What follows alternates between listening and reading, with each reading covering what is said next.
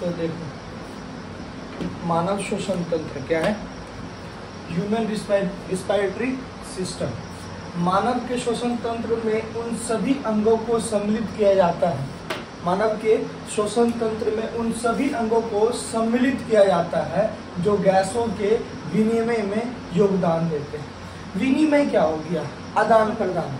विनिमय क्या हो गया? आदान प्रदान में क्या करते हैं? योगदान देते हैं। ठीक है। अब जो आती है बात कि मानव में शोषण फेफड़ों द्वारा होता है। मानव में जो शोषण होता है फेफड़ों द्वारा होता है। किसके द्वारा होता है? फेफड़ों। फेफड़ा को क्या कहते हैं इंग्लिश में? लंग्स कहते हैं ना। तो यहाँ से देखना, मानव में जो शोषण होता है किसके द्वारा होता है? फेफड़ों द्वारा होता है। इसलिए मनुष्य के शोषण को फुफ्फुसीय शोषण कहते हैं। क्या कहते हैं? फुफ्फुसीय शोषण कहते हैं। फुफ्फुस किसको कहते हैं? जो एक, जैसे कि देखते होगे जब मटन वगैरह जब वो फुलाता है, ये है ना, जो हमारा लीवर होता है ना, वो उसको क्या कहलाते हैं? दोनों साइड से जो ऐसे संरचना बना होता है उसको हम लोग क्या कहते हैं? फुफ्फुस कहते हैं। क्या कहते हैं? फुफ्फुस कहते हैं। अब इस पूरे सिस्टम को लंग्स कहते हैं ना। मानव में शोषण फेफड़ों द्वारा होता है, ठीक है, इसलिए मनुष्य के शोषण को फुफ्फुसीय शोषण कहते हैं। बात समझ में आ रही है? इसलिए उसको कौन सा शोषण कहते हैं? फुफ्फुसीय शोषण कहते हैं। फुफ्फुस से मिलके बना है ना लंग्स हमारा। इसलिए एक बार फिर से देख लेना, मानव के श्वसन तंत्र में उन सभी अंगों को सम्मिलित किया जाता है। मानव का श्वसन तंत्र, मानव के श्वसन तंत्र को अगर हम परिभाषित करें तो सबसे पहले ये बताएंगे कि मानव के श्वसन तंत्र में हम लोग किस किस अंग को सम्मिलित करते हैं। तो मानव के श्वसन तंत्र में उन सभी अंगों को सम्मिलित किया जाता है जो गैसों के विनिमय में योगदान देते हैं। विनिमय हो गया, आदान प्रदान में योगदान देते हैं। मानव, आप कौन कौन से ऐसे अंग है सबके बारे में पढ़ेंगे कि नहीं पढ़ेंगे? अभी आगे जाके अभी उन सब पार्ट के बारे में पढ़ेंगे। मानव में शोषण फेफड़ों द्वारा होता है, ये बात तो समझ गए, फेफड़ों द्वारा होता है। हमारा ये क्या है? ये नाक, ये नासा द्वार जो है, ये क्या है? यह एक मार्ग है। बस क्या है? मार्ग है। फिर जाके हमारा शोषण कहाँ कंप्लीट हो रहा है? फेफड़ों में कंप्लीट हो रहा है। यह तो एक मार्ग है, एक रास्ता है। कहाँ? वायु जाने का एक रास्ता है, ठीक है। इसलिए मनुष्य के शोषण को कौन सा शोषण कहते हैं? फुफ्फुसीय शोषण कहा जाता है। मनुष्य के श्वसन तंत्र को दो भागों में बांटा जा सकता है। मनुष्य का जो श्वसन तंत्र है उसको दो भागों में बांटा जा सकता है। पहला कह सकते हैं हम लोग श्वसन मार्ग, जिसको रिस्पायरेटरी ट्रैक्ट कहते हैं। श्वसन मार्ग, श्वसन मार्ग मतलब यहाँ से शुरू होके हमारे फेफड़ा तक इतने में कौन कौन से पार्ट्स आते हैं उन सभी को देखें। यहाँ से लेके हमारे फेफड़ा तक कौन कौन से पार्ट्स आ रहे हैं उन सबको देखेंगे। उन सबको, वो जो सारे तंत्र हैं यहाँ से शुरू होने के से लेकर फेफड़ा तक जो जितने भी तंत्र हैं उसको हम लोग क्या कह सकते हैं? श्वसन मार्ग कह सकते हैं। अब श्वसन मार्ग में क्या है कि उस रास्ते में, मार्ग मत रास्ता कह सकते हैं, उस रास्ते में, उस मार्ग में जितने भी तंत्र हैं, जितने भी हमारे पार्ट्स हैं उन सबको देखेंगे, है ना। क्या क्या हो सकता है? कंठ है ना, श्वास नली है ना, बहुत कुछ है, नासा द्वार है ना। उसके बाद दूसरा जो भाग हो सकता है वो क्या हो सकता है? फेफड़ा हो सकता है। फेफड़ा हो क्या सकता है? फेफड़ा ही होगा जहाँ पे वायु हमारा जाके संपन्न होता है श्वसन की क्रिया, है ना। तो एक हो गया नासा द्वार से लेके फेफड़ा तक में जितना भी रास्ता है जिसको हम लोग क्या कहते हैं? श्वसन मार्ग। और जाके दूसरा भाग क्या हो सकता है? फेफड़ा, ठीक है। अब हम लोग जानेंगे कि श्वसन मार्ग क्या होता है। श्वसन मार्ग में कितने प्रकार के अंग होते हैं, कौन कौन से अंग आते हैं? नासा द्वार होता है ना, उसके बाद पट्टिकाएं होता है जो दोनों द्वार को अलग अलग करता है, ठीक है ना। फिर एक आगे का परत होता है, एक बीच वाला परत होता है अंदर से, एक ये जो दोनों होल को अलग अलग किया है, सेपरेट किया है ना। एक नाक में कितना है? एक नाक में जैसे यहाँ ध्यान से देखो,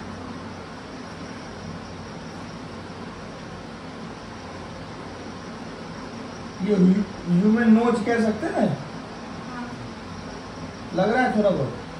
नहीं लग रहा है तो इमेजिन कर लो, है ना, थोड़ा बड़ा बना है ज्यादा। तो ये हो गया तुमको क्या?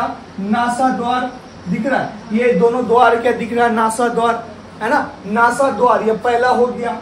अब यहाँ पे क्या होता है, अंदर से एक पट्टिकाएं होती है जो दोनों को अलग करता है, अलग करता है ना, देख यहाँ से पट्टिकाएं हैं, अलग करता है, वो नासा पट्टिका हो जाती है। उसके बाद एक लेयर होता है अंदर के तरफ, जिसपे क्या लगे होते हैं, रेशा वगैरह लगा रहता है, जिसको बाल लोग तुम लोग कहते हो, रेशा होता है, जिसमें क्या मौजूद होता है, श्लेष्मा मौजूद होता है, श्लेष्मा ग्रंथि मौजूद होता है, श्लेष्मा तंत्र मौजूद होता है जो श्लेष्मा निकालती है। श्लेष्मा का कार्य क्या होता है, जितने भी गंदगी जाते हैं ना हम लोग का सांस के लेने के टाइम में ऑक्सीजन के साथ जितने भी गंदगी जाती है, उसको गंदगी क्या होती है ना, श्लेष्मा में चिपक के रह जाती है, और वो रेशा में चिपक के, श्लेष्मा की वजह से उस रेशा में या फिर उस श्लेष्मा में चिपक के रह जाती है, और हमारे अंदर स्वच्छ हवा प्रवेश करती है। बात समझ में आ रही है? ठीक है, तो अभी हम लोग पढ़ेंगे, क्या पढ़ेंगे, श्वसन मार्ग। क्या पढ़ेंगे? श्वसन मार्ग, रिस्पिरेटरी ट्रैक्ट पढ़ेंगे।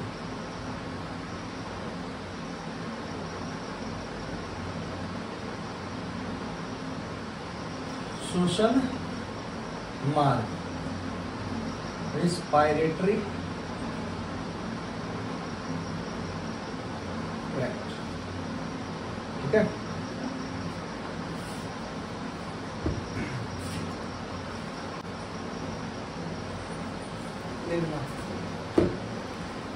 हम लोग श्वसन मार्ग, रिस्पिरेटरी ट्रैक्ट जो होता है, इस मार्ग से होकर वायु फेफड़े में प्रवेश करती है। हम बोले कि श्वसन मार्ग कहाँ से प्रारंभ होता है, नासा द्वार से प्रारंभ होता है। कहाँ से शुरू होता है, नासा द्वार से शुरू होता है। यहाँ से लेके फेफड़े तक, फेफड़े नहीं, फेफड़े तक जो रास्ता है, जितने भी, उस रास्ते को हम लोग श्वसन मार्ग कहते हैं। क्या कहते हैं? श्वसन मार्ग कहते हैं। इस मार्ग से होकर वायु फेफड़े में प्रवेश करती है तथा बाहर जाती है। इसी मार्ग से क्या होता है, वायु जो है फेफड़े में प्रवेश करती है तथा बाहर जाती ना। तो इस मार्ग के भाग निम्न, इस मार्ग के निम्न भाग है, इस मार्ग के निम्न भाग है, ठीक है। इस मार्ग का जो भाग है, मतलब क्या, ये मार्ग यानी कि ये रास्ता जहाँ से वायु हमारे फेफड़े तक जा रही है, इस रास्ते में कितने सारे पार्ट्स हैं, क्या क्या किस किस से होकर वायु प्रवेश करता है। तो सबसे पहला भाग होता है नासा द्वार, जिसको इंग्लिश में नोस्ट्रिल कहते हैं। क्या होता है? नासा द्वार। ये गोल नवा पट्टिका जो हमारा द्वार है, फाटक है, नासा द्वार, जिसको हम लोग नोस्ट्रिल कहते हैं। मनुष्य में एक जोड़ी नासा द्वार पाए जाते हैं। एक जोड़ी समझ रहे हैं, जोड़ी जो पेड़ है ना, एक जोड़ी नासा द्वार पाए जाते हैं। इन दोनों नासा द्वार के बीच एक पट होता है, जो जैसा कि हम बताएं, इन दोनों नासा द्वार के बीच एक क्या होता है, पट होता है। दोनों नासा द्वार के बीच एक पट होता है, जिसे हम लोग नासिका पट कहते हैं। कौन सा पट कहते हैं? नासिका पट कहते हैं। वायु शरीर में इसी के द्वारा जाती है। वायु जो है शरीर में किसके द्वारा जाती है? नासा द्वार के द्वारा जाती है। जाती है कि नहीं जाती है? वायु शरीर में नासा द्वार की वजह से ही जाती है। इसलिए कहा गया है कि मनुष्य में, अगर तुमको नोस्ट्रिल के बारे में कुछ निकला होगा, नासा द्वार के बारे में, तो क्या लिखोगे? मनुष्य में एक जोड़ी नासा द्वार पाए जाते हैं, है ना। इन दोनों नासा द्वार के बीच एक पट होता है। पट समझ रहे हैं, जिसका ये पत्ती बीच से जो है ना, जिसको कहते हो तुम लोग, तो वो पट होता है, जिसे नासिका पट कहते हैं। वायु शरीर में इसी के द्वारा जाती है। बात समझ में आ गई? उसके बाद आता है नासा पथ, जिसको इंग्लिश में नेसल पैसेज कहते हैं। प्रत्येक नासा द्वार अपनी ओर के नासा पथ में खुलता है। नासा पथ, ये द्वार किधर खुलता है? नासा पथ, ये द्वार हो गया। अब यहाँ से लेके यहाँ तक का पथ जो है, रास्ता जो है, नासा पथ कहलाता है, अंदर की ओर से। ये द्वार हो गया। द्वार सिर्फ आगे का छिद्र कहला जाए। अब उसके अंदर से जो ये रास्ता गया, इतना लंबा नाक है तुम्हारा, तो यहाँ से यहाँ तक का जो रास्ता है नाक का, वो नासा पथ कहलाता है। क्या कहलाता है? नासा पथ कहते हैं। नासा पथ का अगला भाग नासा विष्म कहलाता है। नासा पथ का जो अगला भाग होता है, नासा पथ, ये जो रास्ता है नासा पथ, यहाँ से लेके यहाँ तक जो रास्ता है, इसका जो अगला भाग है, जो कि छिद्र के जस्ट बाद आता है, बाद आता है, उसको हम लोग नासा विष्म कहते हैं। क्या कहते हैं? नासा विष्म कहते हैं। नासा विष्म श्लेष्मा झिल्ली तथा रोमों से ढकी रहती है। श्लेष्मा झिल्ली तथा रोमों से क्या होती है, ढके रहती है।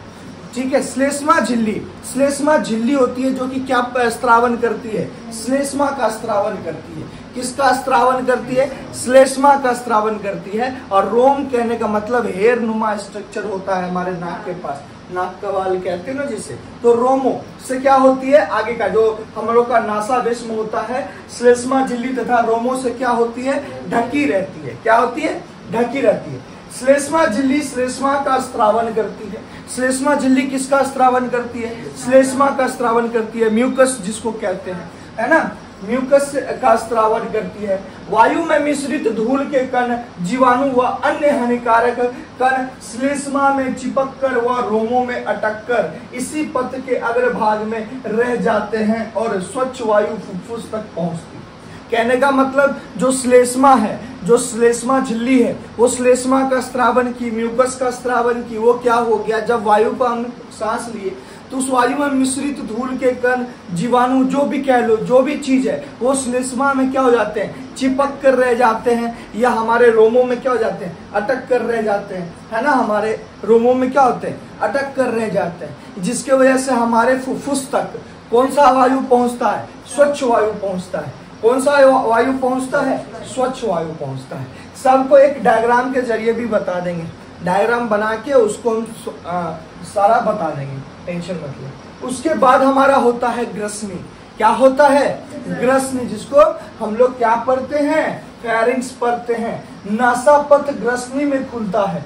जो हमारा नासापथ है वो कहाँ जाके खुलता है, ग्रसनी में खुलता है। और ग्रसनी कंठ में खुलता है। कहाँ खुलता है, कंठ में। ये देखो, यहाँ से हम लोग का नासा द्वार से जो निकला और जो मुख से निकला, दोनों ग्रसनी होता हुआ अलग अलग होता है। एक श्वास नली बन जाता है, एक ग्रास नली बन जाता है। ग्रास नली से भोजन जाते हैं, श्वास नली से वायु जाता है। तो हमारा जो नासा पथ से जो आगे बढ़ा भाग, वो हो गया ग्रसनी। क्या हो गया, ग्रसनी। ग्रसनी में खुलता है नासा पथ, जो हमारा पथ है, ये कहाँ जाके खुलता है, ऐसा करके। ये दोनों पथ अलग अलग अपना ग्रसनी में खुलता है। ये ग्रसनी फिर जाके कंठ में खुलता है। कहाँ खुलता है, कंठ। कंठ के बारे में अगला भाग है, पढ़ाएंगे लिखाएंगे, अगला भाग है। अगला भाग कंठ, जिसको हम लोग स्वर यंत्र भी कहते हैं। क्या कहते हैं, स्वर यंत्र भी कहते हैं। यहीं से स्वर का उत्पत्ति यहीं से होता है, कंठ से होता है, जिसको हम लोग क्या कहते हैं, स्वर यंत्र भी कहते हैं। इसके बाद उसी के बारे में पढ़ना। तो ग्रसनी समझ गए, फेरिंग्स है ना, जो नासापथ नेक्स्ट जहां खुलता है उसको हम लोग ग्रसनी कहते हैं। डायग्राम जब बनाएंगे ना, उसके जरिए हम बता देंगे कि ग्रसनी क्या है। सब पहले ये पार्ट्स पढ़ लो, फिर जो है डायग्राम को बता के सबका मतलब बारे में पढ़ा हुआ रहेगा, तो डायग्राम समझने में इजी रहेगा। डायग्राम अच्छे से समझा देंगे, बना के अच्छे से समझ जाओगे, कोई दिक्कत नहीं। थोड़ा सा भी है, मतलब एक दिन का और क्लास है, उसके बाद ह्यूमन रिस्पिरेटरी सिस्टम खत्म हो जाएगा। ठीक है, श्वसन मार्ग अब एक बार समझ लो। श्वसन मार्ग, रिस्पिरेटरी ट्रैक्ट। श्वसन मार्ग किसे कहते हैं, वैसे मार्ग जिससे वायु हमारे अंदर प्रवेश करती है और बाहर जाती है। श्वसन मार्ग का जो है मतलब बहुत सारे भाग है। सबसे पहला भाग क्या होता है, नासा द्वार। नासा द्वार सबसे अगला भाग, नासा द्वार। मनुष्य में एक जोड़ी नासा द्वार पाई जाती है। इन दोनों नासा द्वार के बीच में एक पट्ट होता है, जिसे हम लोग नासिका पट्ट कहते हैं। ठीक है, वायु शरीर में इसी के द्वारा जाती है। वायु शरीर में किसके द्वारा जाती है, इसी के द्वारा जाती है। उसके बाद आता है नासापथ। कौन सा पथ, नासापथ, जिसको नेसल पैसेज कहते हैं। प्रत्येक नासा द्वार अपनी ओर के नासा पथ में खुलता है। कहाँ खुलता है, अपनी ओर के नासा पथ में खुलता है। नासा पथ का अगला भाग नासावेश्म कहलाता है। नासावेश्म श्लेष्मा झिल्ली तथा रोमों से ढकी होती है। श्लेष्मा झिल्ली तथा रोमों से ढकी रहती है। श्लेष्मा झिल्ली श्लेष्मा का स्त्रावन करती है, म्यूकस का स्त्रावन करती है। वायु में मिश्रित धूल के कण, जीवाणु व अन्य हानिकारक कण श्लेष्मा में चिपककर व रोमों में अटक कर इसी पथ के अग्रभाग में रह जाते हैं और स्वच्छ वायु फुफ्फुस तक पहुंचती है। बात समझ में आ गई, ये तो इजी है। उसके बाद आता है ग्रसनी। ग्रसनी बता दिए, कंठ से पहले और नासापथ के बाद का हिस्सा ग्रसनी कहलाता है। तो ग्रसनी नासापथ ग्रसनी में खुलता है तथा ग्रसनी कंठ में खुलती है। कहाँ खुलती है? कंठ में खुलती है। कंठ जिसे हम लोग क्या कौन सा नाम देते हैं? स्वर यंत्र भी कहते हैं। बात समझ में आ गई? इस पॉइंट में किसी को कोई दिक्कत समझने में है ना? चलो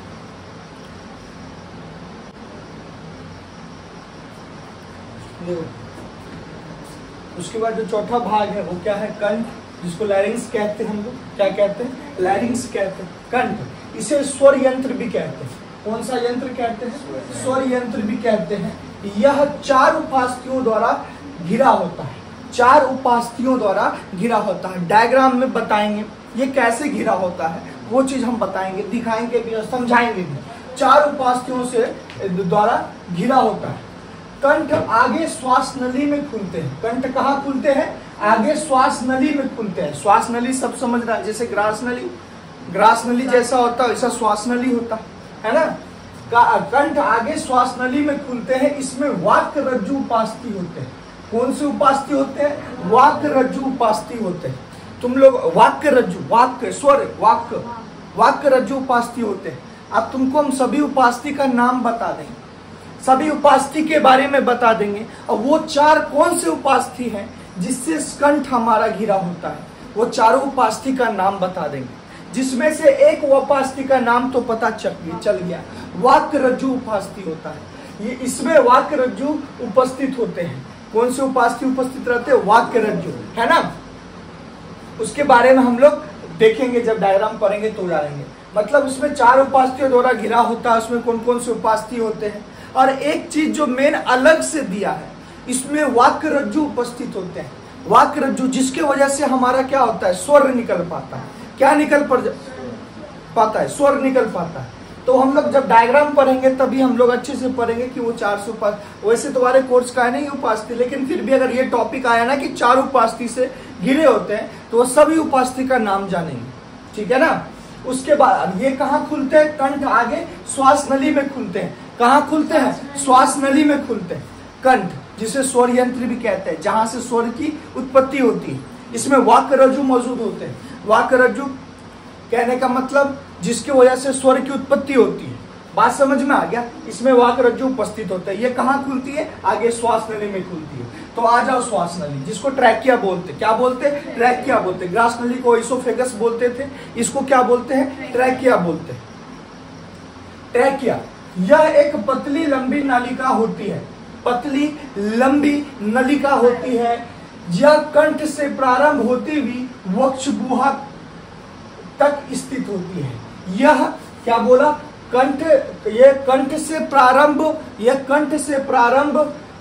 होती हुई वक्ष गुहा, बात समझ में आ रहा है ना? वक्ष गुहा तक स्थित होती है। ये हमारा वक्ष गुहा, जब सांस लेते हैं तो वक्ष गुहा मेरा आगे की तरफ फैलता है। वक्ष गुहा मेरा फैलता है। जब सांस छोड़ते हैं तो वक्ष गुहा मेरा सुकड़ता है। तो इतने दूर के एरिया को वक्ष गुहा कह रहे हैं ना? ये कहाँ तक फैली होती है? तो यह कंठ से प्रारंभ होती हुई वक्ष गुहा तक क्या होती है? स्थित होती है, ठीक है? श्वास नली के दीवार में उपास्थि के बने, श्वास नली के दीवार में उपास्थि के बने। फिर से उपास्थि शब्द आ रहा है, यहाँ भी उपास्थि होगा, उसके भी नाम जानेंगे। तो श्वास नली के दीवार में, श्वास नली का जो दीवार है वो उपास्थि के बने सी आकृति के छल्ले होते हैं। उपास्थि के बने होते हैं और सी आकृति के छल्ले होते हैं। इस प्रकार बने होते हैं श्वास नली, इस प्रकार बने होते हैं श्वास नली। सी आकार का छल्ला होता है, ऐसा ऐसा ऐसा ऐसा ऐसा सी आकार का छल्ला बना होता है ना? छू के भी देखो, दिखेगा लेयर बाय लेयर यहाँ दिख रहा है। देखो छू के नीचे, ये कंठ का दाब रहा है जी, यहाँ छुओ, यहाँ लेयर, जैसे श्वास नीचे गया लेयर दिख रहा है ना? वो सी आकार का छल्ला उपास्थि का बना होता है। तो क्या बोला? यह कंठ से प्रारंभ होती हुई वक्ष गुहा तक स्थित होती है। श्वास नली के दीवार, या श्वास नली का जो बाउंड्री है, जो दीवार है, वो उपास्थि के बने सी आकृति के छल्ले होते हैं। उपास्थि के बने छल्ले होते हैं और सी आकृति के छल्ले होते हैं, जो पृष्ठ व तल से आपूर्ण होते हैं, जो पृष्ठ व तल से आपूर्ण होते हैं। यह श्वास नली को चिपकने से रोकते हैं तथा इनमें वायु स्वतंत्रता पूर्वक आ जा सके। अब क्या होता है ना कि वो इस प्रकार का जो डिजाइन है हमारे श्वास नली का, तो वो आपस में चिपकता नहीं है। दैट मीन्स कि कभी हम सांस ऊपर खींचे, सांस ऊपर खींचने से क्या होता है, हमारा वक्ष गुहा क्या होता है, दबाव बढ़ता है। दबाव जैसे कि हम सांस, तो उस समय क्या होता है ना कि श्वास नली पे जोर पड़ता है। क्या पड़ता है, जोर पड़ता है, हमारा एक्टिविटी में आता है श्वास नली। तो उस समय क्या हो सकता है, जैसे कि हम लोग पन्नी को घींचते हैं, तो पन्नी पर जब जोर पड़ता है तो पन्नी क्या होता है, सिकुड़ता है। क्या होता है, सिकुड़ता है, सिकुड़ता है ना। तुम कोई सा भी पाइप ले लो, उसको अगर तुम करो, जो पाइप होता है जैसे बेसिन सब में यूज होता है, जो बेसिन में ऐसा सी टाइप का पाइप होता है, जब उसको तुम खींचो तो वो नहीं सिकुड़ पाएगा, जल्दी नहीं सिकुड़ पाएगा, होता है नहीं। उसको तुम ऐसे खींचोगे तो वो जल्दी नहीं सिकुड़ पाएगा, बहुत ज्यादा तुमको प्रेशर बनाना पड़ेगा। है तो प्लास्टिक, है तो बहुत पतला चीज, सिकुड़ तो जाना चाहिए। उसी प्रकार का हमारा श्वास नली, जब इस पे प्रेशर बनता है, जब इस पे दाब बनता है, तो इसी आकृति का होना चाहिए, नहीं तो ये आपस में क्या हो जाएंगे, चिपक जाएंगे। नहीं चिपक जाएगा, ऐसे जब खींचेगा कोई चीज तो आगे नहीं चिपक जाता है वो, तो होता है ना। तो मुंह से प्रेशर देते हैं तो ज्यादा मात्रा में आता है, यहाँ प्रेशर नाक की वजह से बन रहा है ना। तो एक बात जान लो, अब जो तंत्र होता है मेरा श्वसन तंत्र, हम लोग नाक को कहते हैं ना, क्योंकि हम लोग मोस्टली टाइम नासा द्वार से, हमारा फेफड़ा से होता है। एक द्वार और है, मुख से भी हम लोग एयर ले लेते हैं, लेकिन एक ऐसा परिस्थिति में लेते हैं। तो मुख से लेने में क्या है, मुख और नासा द्वार से हवा लेने में क्या अंतर है। नासा द्वार से क्या होता है कि धूल कण वापस सब कुछ क्या हो जाते हैं, हमारे श्लेष्मा में चिपक कर रह जाते हैं और फ्रेश एयर अंदर आते हैं। लेकिन मुंह से ऐसा तो नहीं हो पाएगा, मुंह से ऐसा हो पाएगा, नहीं हो पाएगा, अंतर। लेकिन एक ऐसा परिस्थिति आता है जहां से मुख से भी हम लोग सांस लेना पड़ता है ना, जब ज्यादा ऑक्सीजन की जरूरी होती है। हम लोग अपने ऑक्सीजन के अंदर पूर्ति करने के लिए हैवी मात्रा में क्या करते हैं, ऑक्सीजन को ग्रहण करते हैं। ऑक्सीजन का ग्रहण करना मुख से तो हो जाता है, अंतर यही है। तो इस श्वास नली को समझे, इस बात को हम बात अलग से क्यों बताएं कि हो सकता है कि बहुत जगह तुम देख लोगे कि हमारे मुख द्वार को भी श्वसन तंत्र में लाया है, मुख द्वार को भी श्वसन तंत्र में लाया है, ला सकता है, मुख द्वार को श्वसन तंत्र में ला सकता है। हम लोग एक अलग परिस्थिति में मुख से सांस लेते हैं, लेकिन दोनों में अंतर भी क्या है, क्योंकि नासा द्वार से जब हम लोग सांस वायु को अंदर लेते हैं तो नासा द्वार में फिल्टर हो जाता है श्लेष्मा और रोमों के वजह से। लेकिन हमारे मुख द्वार में जब वायु हम लोग मुख से लेंगे तो धूल कण सब फिल्टर नहीं हो पाएगा अच्छे तरीके से, है ना। तो सी आकृति के छल्ले होते हैं जो पृष्ठोत्तल से अपन होते हैं, ये श्वास नली को चिपकने से रोकते हैं तथा इनमें वायु स्वतंत्रता पूर्वक आ जा सके। ये सी आकृति का छल्ला होता है, ऐसा ऐसा ऐसा बना के दिखाए, ऐसा होता है। छू के भी देखे, फील भी किए, महसूस भी किए कि भाई साहब ये जरूर होता है ऐसा। ये आकृति जो ऐसा बना हुआ है, किस लिए बना हुआ है, इसलिए बना हुआ है कि आपस में जब दबाव पड़ता है ना तो वो आपस में चिपकता नहीं है, और जब ये चिपकता नहीं है तो ऑक्सीजन का कहते हैं स्वतंत्रता पूर्वक एकदम फ्रीली हमारा ऑक्सीजन आ जा सकता है ना। एयर वायु जो है हमारे अंदर प्रवेश जा सकता है फ्रीली, ये चिपकता नहीं है। ये सी आकृति का छल्ला होता है, याद रखना।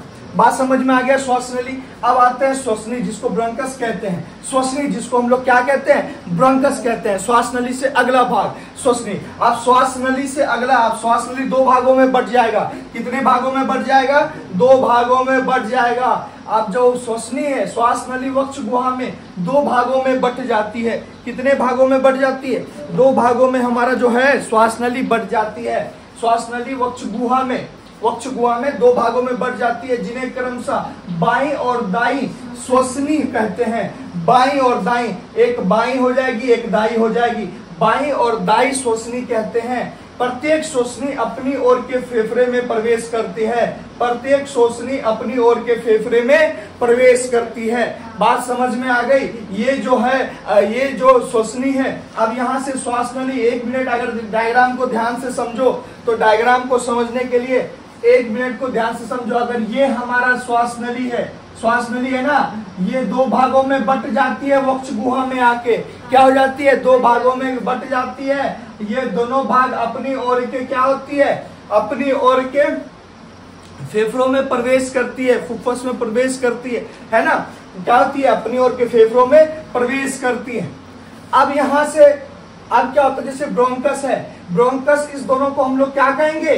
ब्रोंकस कहेंगे। इसी दोनों का नाम क्या है? श्वसनी ब्रोंकस है। जो ये श्वास नली आया और दो भागों में बट गया, तो दोनों भाग जो बटा उसको हम लोग ब्रोंकस कहते हैं, श्वसनी कहते हैं। बात समझ में आ गई? अब आगे जब ये फेफड़े में घुसती है तब ये क्या हो जाती है, अपने और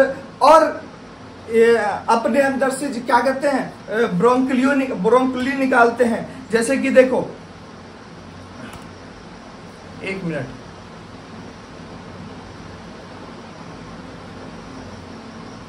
ठीक है।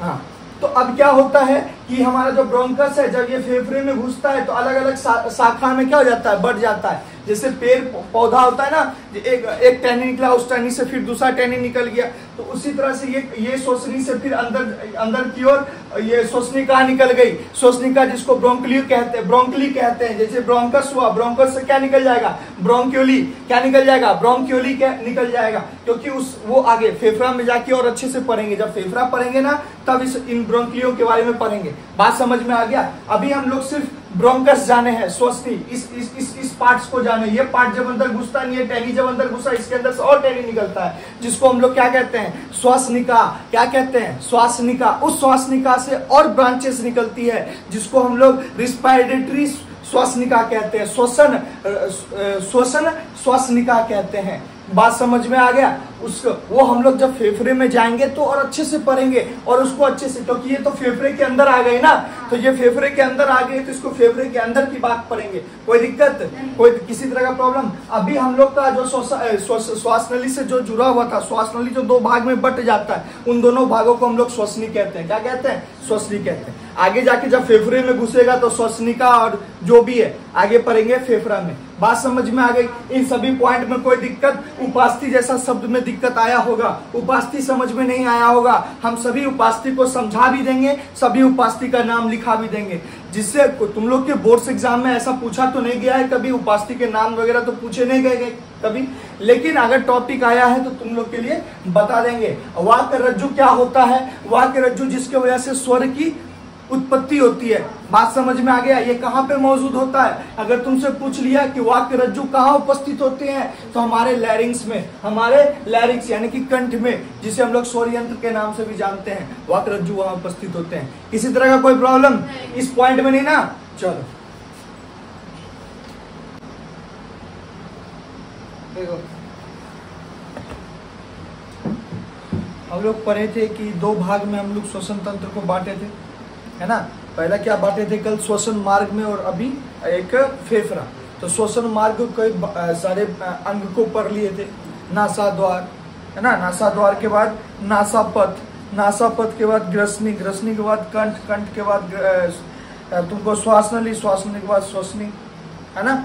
श्वसनी हम लोग बोले थे ब्रोंकस, है ना। अब उसके बारे में अब फेफड़े में और अंत बोले थे कि पढ़ोगे, ब्रोंकस से और ब्रोंकियोल से निकलता है। तो अभी ध्यान से पढ़ना, ध्यान से समझना। अब जो दूसरा पार्ट होता है श्वसन तंत्र को दो भागों में हम वर्गीकृत कर दिए थे। एक वर्गीकृत कर दिए थे श्वास मार्ग में, नासा द्वार से लेके जो श्वास आता है, इस यहाँ से लेके जो फेफड़े तक में जो वायु श्वास लेने के बीच में जितने भी अंग आते हैं सबके बारे में पढ़े थे कल। कंठ, श्वास नली, नासा द्वार, नासापथ, है ना। अब जो अंत में होता है वो फेफड़ा होता है। अब फेफड़े के अंदर क्या क्या होता है, इस बात को ध्यान से सुनना और समझना। फेफड़ा, लंग्स जिसको बोलते हैं, वक्ष गुहा में दो फेफड़े होते हैं। वक्ष गुहा बोले थे ना, इतने दूर का एरिया वक्ष गुहा, इसमें दो फेफड़े होते हैं। कितने फेफड़े होते हैं? दो फेफड़े, जिन्हें क्रमशः बाया और दाया फेफड़ा कहते हैं। बाया और दाया फेफड़ा कहते हैं, ठीक है। फेफड़ों में श्वसनी यानी कि जिसको हम लोग ब्रोंकस कहते हैं, श्वसनी प्रवेश करने के बाद जब ये फेफड़ों में प्रवेश करती है, बोले थे ना श्वसनी, श्वसनी कैसे बोले थे कि जब ये श्वास नली ऐसे आती है तो ये श्वसनी में बढ़ जाती है ना। ये श्वास नली हुई सी आकार के छल्ले वाली, जब ये आते तो ये श्वसनी में बढ़ जाती है, और ये श्वसनी किसमें प्रवेश कर जाती है? फेफड़े में। इसमें प्रवेश कर जाती है फेफड़े में।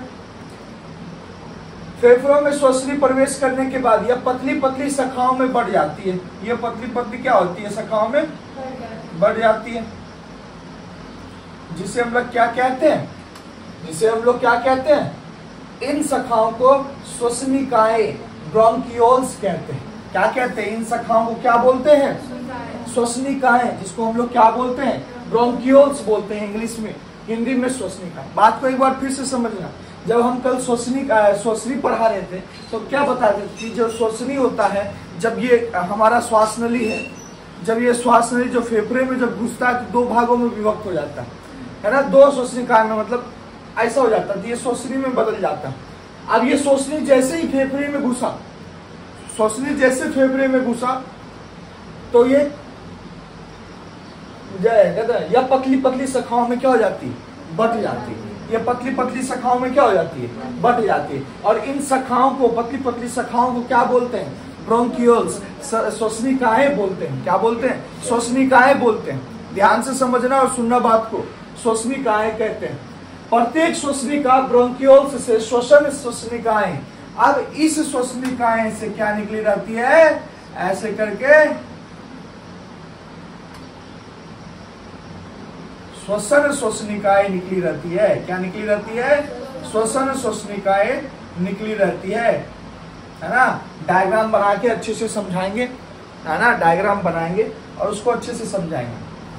तो क्या होता है ना कि इस पहले क्या होता है कि श्वास नली आती है, श्वसनी जब फेफड़े में घुसती है, श्वसनी जैसे श्वसनी फेफड़े में घुसी तो पतली पतली शाखाओं में विभक्त हो जाती है, जिसे हम लोग श्वसनिकाएं कहते हैं। अब ये जो श्वसनिकाएं हैं, ये जो ब्रोंकियोल्स है, ये क्या होते हैं, श्वसन श्वसनिकाएं नामक पतली शाखाएं उत्पन्न होती है। ठीक है, श्वसनिकाएं यानी कि श्वसनिका जो है, इससे श्वसन श्वसनिकाएं, रिस्पायरेटरी ब्रोंकियोल्स, क्या बोलेंगे, रिस्पायरेटरी ब्रोंकियोल्स कहेंगे ना, रिस्पायरेटरी ब्रोंकियोल्स। बात को समझना, एक बारी में समझ जाओगे। जब ये हमारा श्वास नली यहाँ आया, ये श्वसनी कहलाया। जब ये श्वसनी हमारे किसमें, फेफड़े में घुस गया, तब ये पतली पतली शाखाओं में विभक्त हो गया। जब ये पतली पतली शाखाओं में विभक्त हुआ, और वो पतली शाखाओं को हम लोग किस नाम से जानते हैं, श्वसनिका, ब्रोंकियोल। अब ये श्वसनिका से श्वसन श्वसनिकाएं, श्वसन, अब इस श्वसनिका से श्वसन श्वसनिकाएं उत्पन्न होती है। श्वसन श्वसनिकाएं नामक पतली शाखाएं उत्पन्न होती है। श्वसन श्वसनिकाएं यानी कि जिसको रिस्पायरेटरी ब्रोंकियोल्स कहते हैं, और भी पतली शाखाओं में विभक्त हो जाती है। और ये जो श्वसन श्वसनिकाएं हैं, ये भी और पतली शाखाओं में क्या हो जाती है, विभक्त हो जाती है, जिन्हें कुपिका वाहिनी, इसे क्या कहते हैं, कुपिका वाहिनी कहते हैं। याद रहेगा, सीरीज जो चलता है, कैसे चलता है, सबसे पहले श्वास नली आता है, तो आगे जाके वो किसमें हो जाता है, श्वसनी में। श्वसनी जैसे फेफड़ा में घुसता है तो पतली शाखाओं में विभक्त हो जाता है, जिसे श्वसनिका कहते हैं। अब इस श्वसनिका से और पतली पतली शाखाएं निकलती है, जिसे हम लोग क्या कहते हैं, श्वसन श्वसनिका कहते हैं। और ये श्वसन श्वसनिका से और भी पतली शाखाएं में विभक्त हो जाती है, जिसे कुपिका वाहिनी कहते हैं, एल्वियोलर डक्ट कहते हैं, कुपिका वाहिनी कहते हैं। अंत में प्रत्येक कुपिका वाहिनी एक थैलीनुमा रचना में खुलती है। प्रत्येक कुपिका वाहिनी, जितनी भी कुपिका वाहिनी होगी, वो एक थैलीनुमा रचना में खुलती है, जिसमें वायु कोश कहते हैं, एयर सैक कहते हैं। क्या कहते हैं, वायु कोश कहते हैं। इस सीरीज को याद रखना तो पूरा फेफड़ा याद रहेगा, सीरीज को याद रखना। अब जो वो कुपिका वाहिनी है ना, कुपिका वाहिनी एक गुब्बारे जैसी संरचना होती है। कैसी संरचना होती है, गुब्बारे जैसी। कुपिका वाहिनी हवा भरने वाला गुब्बारे जैसी संरचना होती है हमारे फेफड़े के पास। तो जो ये कुपिका वाहिनी एक थैलीनुमा रचना में खुलती है। किस रचना में खुलती है, एक थैलीनुमा रचना में खुलती है, जिसे हम लोग क्या कहते हैं, वायुकोश, एयर सैक कहते हैं। वायुकोश अथवा कुपिकाएं ही वे स्थान है जहां गैसों का आदान प्रदान होता है। यानी कि हमारा जो शरीर, उसके अंदर कुपिका यानी कि कुपिका या वायुकोश कह लो, वही यही वो स्थान है जहाँ पे क्या होता है, गैसों का आदान प्रदान होता है। तो वहां पे अगर गैसों का आदान प्रदान होता है, इसका मतलब वहां पे ब्लड सेल का होना जरूरी है ना, रक्त कोशिका यानी कि रुधिर कोशिका का होना जरूरी है। इसलिए कहा जाता है कुपिकाओं के चारों ओर रुधिर कोशिकाओं का घना जाल होता है। यहीं पे क्या होता है, हमारा कोशिका से क्या हो जाता है, वो ऑक्सीजन उसको अवशोषित करता है। क्या करता है, ऑक्सीजन, हम बोले थे ना कोशिका तक ऑक्सीजन पहुंचता है। ऑक्सीजन कोशिका में जब पहुंचता है तो कोशिका के माइटोकॉन्ड्रिया में जाने के बाद ऑक्सीजन ग्लूकोज के साथ अभिक्रिया करके ऊर्जा देती है, ऊर्जा देती है। हम बोले थे ना पहला दिन श्वसन क्या है, श्वसन हम बोले थे ना जिसमें ऊर्जा की प्राप्ति होती है ना। श्वसन में ऊर्जा की प्राप्ति कैसे होती थी, जैसे ही हमारा ऑक्सीजन जो है ग्लूकोज के साथ अभिक्रिया करता था, ग्लूकोज के साथ मिलता था, C6H12O6 के साथ मिलता था, तो क्या होता था, CO2 प्लस H2O प्लस ऊर्जा उत्पन्न होती थी ना। अब ये ऊर्जा जो उत्पन्न होती है ये कहाँ उत्पन्न होती थी, माइटोकॉन्ड्रिया में। कहाँ उत्पन्न होती थी, माइटोकॉन्ड्रिया में। अब वहीं से माइटोकॉन्ड्रिया में जाता है ऑक्सीजन, जब लास्ट में कुपिकाओं के चारों ओर रुधिर कोशिका होते हैं, रुधिर यानी कि ब्लड के सेल्स होते हैं। अब वो क्या करते हैं, ऑक्सीजन को अवशोषित करके माइटोकॉन्ड्रिया तक पहुंचाते हैं। कहां तक पहुंचाते हैं, माइटोकॉन्ड्रिया तक। ये पूरा प्रोसेस होता हुआ आता है। यहां से हम लोग घुसते हैं, है ना, नासा पथ हम लोग पढ़े थे ना, नासा पथ। यहां से एक बार फिर से समझना, मानव का श्वसन तंत्र एक बारी में फिर से समझना, समझ जाओगे। मानव का श्वसन तंत्र को हम दो भागों में बांट दिए थे। कैसे, एक भाग बता दिए थे श्वसन मार्ग का और एक भाग बता दिए थे फेफड़ा का। फेफड़ा अपने आप में एक बड़ा भाग है ना। तो हम लोग श्वसन मार्ग को पढ़े थे कि जहां से अब मार्ग स्टार्ट होता है, तो सबसे पहला भाग उसमें पढ़े थे नासा द्वार। क्या पढ़े थे, नोस्ट्रिल, नासा द्वार। ये वाला जो छिद्र दिख रहा है ना, ये नासा द्वार हो गया। अब इसके अंदर का जो ये जगह है ना, ये नासा पथ हो गया। यहां से लेके यहां तक का जो जगह है, ये रास्ता है, ये जो पथ है, इसको नासा पथ कहते हैं, नेशनल पैसेज कहते हैं इसको। अब बीच में एक पथ है जो दोनों पथ को अलग अलग किया है, बत्ती जिसको बोलते हैं अंदर से, है ना, उसको हम लोग नासिका पट कहते हैं। क्या कहते हैं, नासिका पट कहते हैं। जो दोनों छिद्रों को क्या किया रहता है, अलग अलग किया रहता है। तो नासा द्वार से हम लोग वायु लेते हैं, वायु प्रवेश किया, नासा द्वार से क्या होता है, वायु प्रवेश किया। अब नासिका पथ में मौजूद होता है झिल्ली। क्या, श्लेष्मा झिल्ली। कौन सा झिल्ली, श्लेष्मा झिल्ली। और रोमो जिसको कहते हैं, मतलब कि रेशा टाइप, जिसको हम लोग बाल कहते हैं। नाक में बाल नहीं होता ना। और श्लेष्मा मौजूद होते हैं। कौन से झिल्ली मौजूद होते हैं, श्लेष्मा झिल्ली मौजूद होते हैं। श्लेष्मा झिल्ली से हम लोग को श्लेष्मा निकलता है, जिसको म्यूकस कहते हैं। पहले वाले क्लास में हम लोग पोषण में भी श्लेष्मा के बारे में पढ़े थे कि नहीं, श्लेष्मा याद है किसी को, तो श्लेष्मा निकलता। श्लेष्मा क्या होता है, जब तुम वायु को लेते हो तो वायु में घुलित, है ना, घुलित कण, मतलब क्या, धूल मिट्टी कण जो है ना, जीवाणु परमाणु जो भी उसके साथ मिला हुआ रहे, वो क्या हो जाता है, हमारे श्लेष्मा से क्या हो जाता है, चिपक के रह जाता है। वो जो रोम होते हैं, रोमों से अटक कर रह जाता है और शुद्ध वायु हमारे अंदर प्रवेश करता है, यानी कि फिल्टर का काम करता है। और ये चीज नासा पथ का अगला हिस्सा में होता है। नासा पथ का अगला हिस्सा किससे गिरा होता है, श्लेष्मा झिल्ली तथा रोमों से, है ना, से ढकी रहती है। ठीक है, उसमें श्लेष्मा झिल्ली श्लेष्मा का स्त्रावन करती है, और श्लेष्मा का स्त्रावन यानी ना मिश्रित धूलकण, यानी कि वायु जब हम लोग सांस लेते हैं तो उसमें जो मिश्रित धूलकण होते हैं ना, तो वो श्लेष्मा से चिपक कर रह जाते हैं और रोमों में अटक कर रह जाते हैं और शुद्ध वायु हमारे अंदर पहुंचती है। उसके बाद पढ़े थे हम लोग ग्रसनी, जिसको फायरिंग्स कहते हैं इंग्लिश में। ग्रसनी क्या होता है, यह एक पतली लंबी नलिका होती है। हम बताते हैं ये एक पतली लंबी नलिका होती है, ग्रसनी, नासापथ ग्रसनी पढ़ा रहे थे ना, फेरिंग्स, सॉरी नासापथ जो है वो ग्रसनी में खुलता है। नासापथ यानी कि जो यहाँ नासा द्वार से नासापथ, और नासापथ जहाँ खुलता है ना, उसको हम लोग ग्रसनी कहते हैं। और ग्रसनी जहाँ खुलती है ना, उसको हम लोग कंठ कहते हैं। तो कंठ को इंग्लिश में लैरिंग्स कहते हैं, और कंठ को स्वर यंत्र भी कहते हैं। क्या कहते हैं, स्वर यंत्र। ये 4 उपास्थियों से बना हुआ है। कितने उपास्थियों से, 4 उपास्थियों से घिरा रहता है। और हम बताए थे ना कैसे उपास्थियों से, यहाँ छुओ पता चलेगा, और हम बोले थे कि उसको अच्छे से बताएंगे, तो धैर्य रखो, बताएंगे। 4 उपास्थियों से घिरा होता है। कंठ आगे श्वास नली में खुलते हैं। कंठ आगे कहाँ खुलते हैं? श्वास नली में। अब देखो, नासाद्वार, नासाद्वार से नासापथ, नासापथ से ग्रसनी, ग्रसनी से कंठ, कंठ से श्वास नली, और कंठ में वाक्य रज्जु मौजूद होते हैं, जिससे क्या किसका उत्पन्न होता है? स्वर उत्पन्न होता है। वाक्य रज्जु मौजूद होते हैं। कौन सा रज्जु मौजूद होता है? वाक्य रज्जु हमारे कंठ में मौजूद होते हैं, जिससे स्वर की उत्पत्ति होती है। किसकी उत्पत्ति होती है? हम लोग कंठ को ही स्वर यंत्र कहते हैं। कंठ को ही क्या कहते हैं? स्वर यंत्र कहते हैं। बात समझ में आ गई? अब चलते हैं, ग्रसनी कंठ हो गया। अब चलते हैं श्वास नली। श्वास नली एक पतली लंबी नलिका होती है। यह कंठ से प्रारंभ होकर है ना वक्ष गुहा तक स्थित होती है। कंठ से प्रारंभ होकर वक्ष गुहा तक क्या होती है? स्थित होती है। बात समझ में आई? श्वास नली की दीवार में उपास्थि के बने सी आकृति के छिल्ले, हम बोले थे ना, ये श्वास नली है ना, इसका जो दीवार बना होता है उपास्थि का, और सी आकार का छल्ला होता है। देखो ऐसा, ऐसा छुओ, यहाँ पे ऐसा round round round round pipe type लगेगा। देखो इधर है ना, छूते जाओ श्वास नली को, छूते जाओ श्वास नली को, पता चलेगा ऐसा ऐसा राउंड राउंड राउंड इस प्रकार का लेयर बना हुआ है। बना हुआ है ना?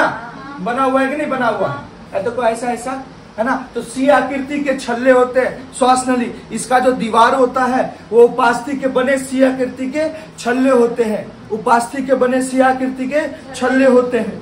ठीक है, ये श्वास नली का है ना, ये जो सी आकृति का इसलिए बना होता है क्योंकि ये श्वास नली को चिपकने नहीं देता है। जब हम सांस लेंगे, जब हम सांस लेंगे अंदर, तो प्रेशर बढ़ेगा, दबाव बढ़ेगा, दबाव बढ़ेगा तो चिपकने का चांस रहता है। तो ये जो सी आकृति से इसका जो श्वास नली बना हुआ है ना, ये श्वास नली को क्या नहीं होने देता? चिपकने नहीं देता।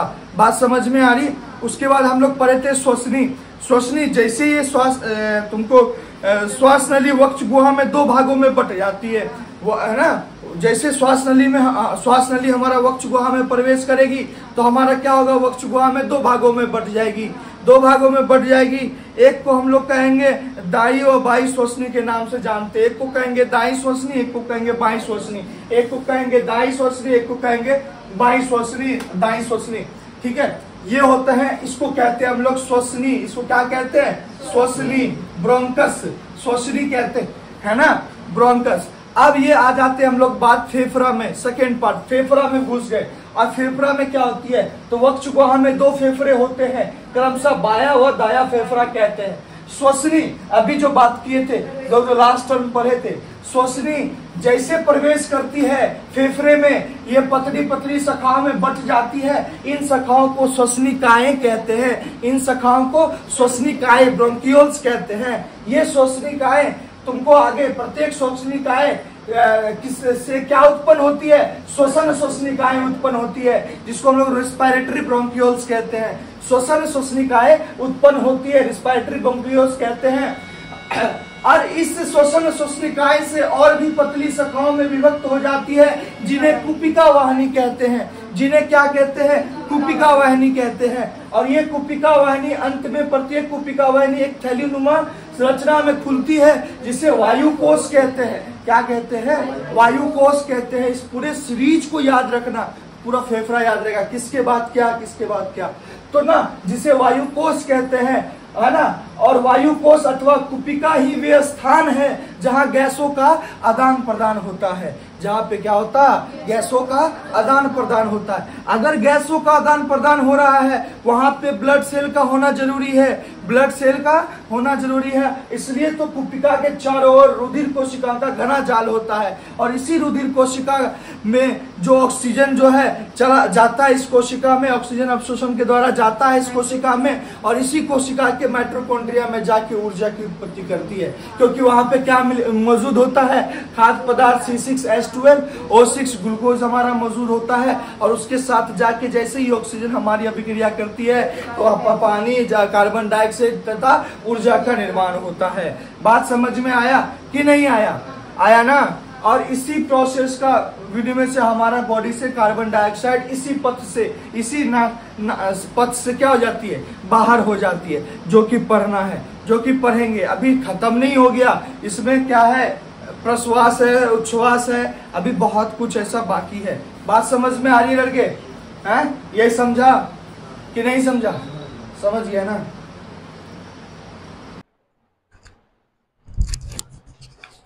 चलो देखो, सबसे लास्ट पार्ट है ना श्वसन क्रिया। श्वसन क्रिया दो भागों में सम्मिलित की गई है। पहला भाग क्या कहलाता है? प्रश्वास। दूसरा भाग क्या कहलाता है? उच्छ्वास। प्रश्वास को हम लोग अंतः श्वसन भी कहते हैं, क्योंकि इसमें हम लोग श्वसन वायु को अंदर लेते हैं, उच्छ्वास में वायु को बाहर निकालते हैं। तो प्रश्वास में होता क्या क्या है, अंतः श्वसन में होता क्या क्या है? सबसे पहले अंतः श्वसन कहते किसको, यानी कि प्रश्वास कहते किसको? इस क्रिया में हवा नासिका से फेफड़े तक पहुंचती है, सब जानता है। नासिका से हवा कहां तक पहुंचती है? फेफड़े तक पहुंचती है, जहां इसका ऑक्सीजन, किसका? हवा। ऑक्सीजन फेफड़े के दीवार में स्थित, फेफड़े के दीवार में स्थित रक्त कोशिका के रक्त में चला जाता है। क्या समझे? समझे कुछ? कल जो पढ़ाए थे फेफड़ा, उसमें क्या समझ में आया था?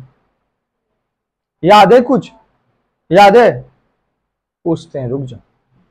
वहां पे जो है ऑक्सीजन कहां जाता था? लास्टली वक्त चुका है? तुम नहीं पढ़े गुरु, ये मत बोलो कि पढ़े, तुम पढ़ता ही नहीं है कभी, छोड़ो।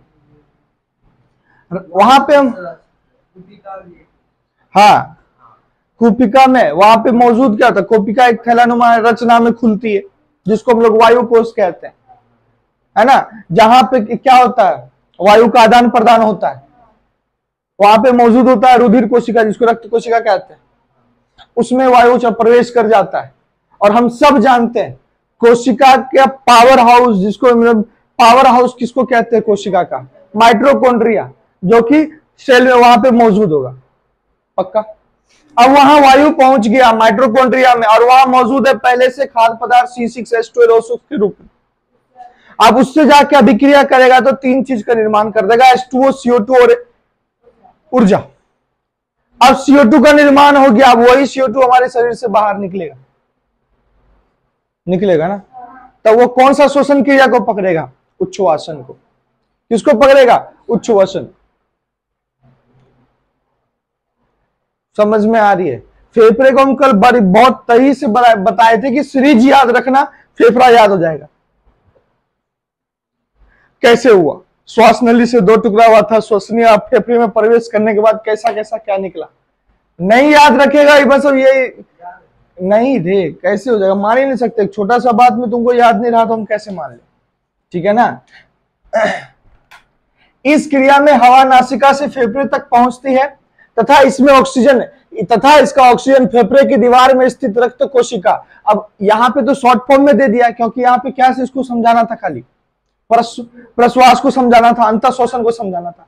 लेकिन इसका डिटेल तो हमको पता है, ऑक्सीजन फेफड़े के दीवार में स्थित रक्त कोशिका के रक्त में चला जाता है। इसका डिटेलिंग तो हमें पता है ना, उसके दीवार में कहां से स्थित है। बात क्या समझ रहे हो? उसके दीवार में रक्त कोशिका क्या है, वो कौन से कैसे रक्त कोशिका तक पहुंचती है, क्या क्या होता है, उसका डिटेल तो कल पर है। तो इस प्रक्रिया को हम लोग क्या कहते हैं? अंतः श्वसन कहते हैं, यानी कि प्रश्वास कहते हैं। इसमें होता क्या क्या है? इसमें वक्ष गुहा फैलती है।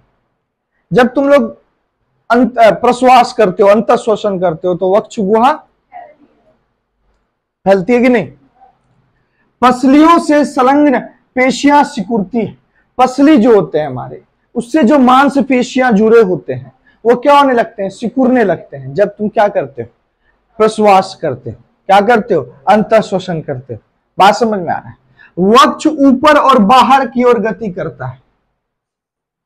वक्ष ऊपर और बाहर की ओर, सांस लो, देखो होता है कि नहीं? हमारा वक्ष क्या होता है? ऊपर और बाहर की ओर गति करता है, जो प्रश्वासन में होता है। गुहा में वायु का दाब कम हो जाता है। गुहा में वायु का दाब कम हो जाता है। क्यों भाई? जब हम प्रश्वासन कर रहे हैं तो गुहा में वायु का दाब क्यों कम हो रहा है? क्योंकि सारा वायु कहां चला जाता है? फेफड़ों में चला जाता है, फेफड़ों में भरती है, क्योंकि वायु फेफड़ों में भरती है। यह था तुम्हारा प्रश्वासन। श्वसन क्रिया दो भागों में सम्मिलित की गई है भाई साहब, एक प्रश्वासन, एक उच्छ्वासन। प्रश्वासन जो होता है, इस क्रिया में हवा नासिका से फेफड़े तक पहुंचती है और फेफड़े की दीवार में स्थित रक्त कोशिका के रक्त में चली जाती है। इसमें क्या क्या होता है? वक्षगुहा फैलती है, पसलियों से संलग्न पेशियां सुकड़ती है। पेशियां मतलब मसल्स जो होते हैं, पेशी जो होते हैं पसलियां से जुड़े, वो सिकुड़ते हैं, है ना। वक्ष ऊपर और बाहर की ओर गति करता है, सांस लोगे तो ऊपर तथा बाहर की ओर गति करता है। गुहा में वायु का दाब कम हो जाता है क्योंकि सारा वायु फेफड़े में भर जाता है। कोई दिक्कत नहीं। अब लास्ट पॉइंट है इस चैप्टर का, उच्छ्वसन, है ना। अब दूसरा क्या होता है? उच्छ्वास। इस क्रिया में रक्त से फेफड़े में आया कार्बन डाइऑक्साइड, रक्त से जो वापस फेफड़े में आता है कौन? Carbon dioxide. कार्बन डाइऑक्साइड बची हवा के साथ नासिका से बाहर निकल जाती है। बची हवा के साथ नासिका से, इसका विपरीत क्रिया होता है। प्रश्वास का क्या होता है? विपरीत क्रिया होता है। फर्क क्या होता है? जाते समय क्या हो जाता है? ऑक्सीजन, और आते समय क्या हो जाता है? Carbon dioxide. ये ऑक्सीजन कार्बन डाइऑक्साइड में कहां बदलता है? माइटोकॉन्ड्रिया में। कहां बदलता है? माइटोकॉन्ड्रिया में, जहां पे हमारा ऑक्सीजन किसके साथ संयोग करता है? C6H12O6 के साथ। जैसे इसके साथ रिएक्ट करता है, इसका निर्माण होता है। अब ये आता है एक कोशिका और ये ऊतक द्वारा आ जाता है फेफड़ों में, है ना। जाता है सेल के मदद से, आता है ऊतक के मदद से। किसके मदद से भाई? ऊतक के मदद से। टिश्यू, सेल और टिश्यू के बारे में थोड़ा बहुत तो हम बताए थे ना। टिश्यू क्या होता है, ऊतक क्या होता है, कोशिका और ऊतक के बारे में नहीं बताए। ये ऊतक जो है मतलब जाता कोशिका की मदद से है और निकलता उधर ऊतक की मदद से है। ठीक है, इतना सा जान लो बस। उसके बाद वक्षीय गुहा अपने मूल आकार में वापिस आ जाती है। जब तुम कहते ना उच्छ्वास करते हो तो तुम्हारा जो वक्ष गुहा है अपने मूल आकार में क्या होता है? वापिस आ जाती है नीचे की ओर, है ना। पसलियों की पेशियां शिथिल हो जाती है। शिथिल हो जाती है कहने का मतलब स्थिर हो जाती है, ढीली पड़ जाती है, ढीली हो जाती है ना। जब तुम इसमें वायु भरे ना तब तुम्हारा क्या होता है? संकुचन पैदा होता है तुम्हारे पसलियों में। और कितना जोड़ी पसली होता है? कितना जोड़ी पसली होता है? सीने में कितना जोड़ी पसली होता है? 12 जोड़ी। 12 जोड़ी याद रखना, सीने में 12 जोड़ी पसलियां होती है। बात समझ में आ गया? 12 पेयर्स, 12 जोड़ी पसलियां होती है। उसमें संकुचन होता है ना। और जो उच्छ्वास में क्या होता है ना कि ढीली पड़ जाती है। जो पसलियां की जो मांस होते हैं ना, पेशियां शिथिल हो जाती है, मतलब ढीली पड़ जाती है, ढीली हो जाती है। गुहा में वायु का दाब बढ़ जाता है। क्यों भाई? अब वापस गुहा में एयर आने लगा, फेफड़े से गुहा में आने लगा, इस एरिया में आने लगा। तो यहाँ पे क्या होता है?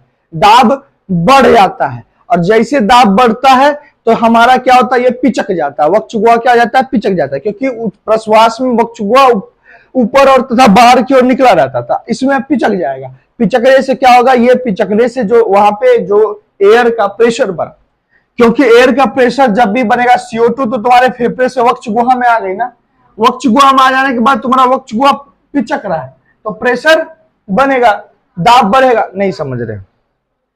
अरे यार, जब तुम पाइप को दबाते हो तब प्रेशर बढ़ता है ना। मोटर के पाइप जब उसको दबाते हो तभी प्रेशर बढ़ता है ना। मुंह ऐसे क्यों देख रहा है? जब प्रश्वास होता है उसमें वक्ष गुहा फैलता है, मुंह बड़ा हो जाता है, फेफड़े तक दाब कम के साथ वायु जाती है। लेकिन हम क्या बोले कि इसमें वक्ष गुहा अपना पिचक जाती है और जो CO2 फेफड़े से आ रहा है ना वक्ष गुहा में, उस पर दाब क्रिएट हो जाता है, प्रेशर में आ जाता है। इसलिए क्या जाता है? वक्ष गुहा में वायु का दाब बढ़ जाता है। बात समझ में आ रही है? और वायु जो कि CO2 के रूप में है फेफड़ों से बाहर हो जाती है। क्या हो जाती है? फेफड़ों से बाहर हो जाती है। बात समझ में आ रहा है? यह याद रखना कि प्रश्वास में वक्ष गुहा का दाब घटता है, लेकिन उच्छ्वास में वक्ष गुहा का दाब बढ़ता है। क्यों बढ़ता है वक्ष गुहा में? क्योंकि उस समय वक्ष गुहा बाहर की ओर नहीं, पिच की हुई रहती है, अंदर की ओर होती है। और अंदर की ओर होने की वजह से क्या होता है? इसमें दाब, एयर पे दाब पड़ता है और उस दाब की वजह से वहां पे वक्ष गुहा में एक प्रेशर क्रिएट होता है। उस प्रेशर की वजह से हमारा CO2 बाहर निकलता है। बात समझ में आ गई? और सांस लेते समय हम लोग वक्ष गुहा फैला देते हैं, जिसकी वजह से अंदर में कोई दाब क्रिएट नहीं होता है। अब पाइप का मुंह फैला दो तो क्या उसमें प्रेशर क्रिएट होगा, पानी यहां से यहां तक जाएगा, लेकिन जैसे उसको पैर हल्का दबा तो यहां से पानी वहां तक जाता है, होता है कि नहीं भाई। इसलिए क्या होता है ना कि दाब अगर बढ़ाना है तो भाई उसका एरिया कम करो, उसका जो मुंह का एरिया है, मतलब प्रेशर क्रिएट करो, उस पर दाब दो तो देखो प्रेशर कितना होता है ना। ये तुम्हारा था शोषण, पूरा चैप्टर शोषण था, जिसमें हम लोग क्या पढ़े, शोषण, शोषण किसे कहते हैं, शोषण क्या होता है, जंतुओं में शोषण, पौधों में शोषण और मनुष्यों में शोषण, ये तीनों चीज पढ़े। अब इसको पढ़ के बस रखना नहीं है, इसको याद रखना। चैप्टर को हम लोग जैव प्रक्रम ही पढ़ रहे हैं, जैव प्रक्रम का 4 टुकड़ी था ना, पोषण, शोषण, परिवहन और उत्सर्जन, जिसमें से पोषण और शोषण हम लोग खत्म किए। इसके बाद परिवहन है, उत्सर्जन है, क्या है, परिवहन है और उत्सर्जन है। ध्यान रहे और ध्यान से इस चैप्टर को याद, जिस तरह से हम समझा के पढ़ाए उस तरह से याद रखना है। बात समझ में आ रही?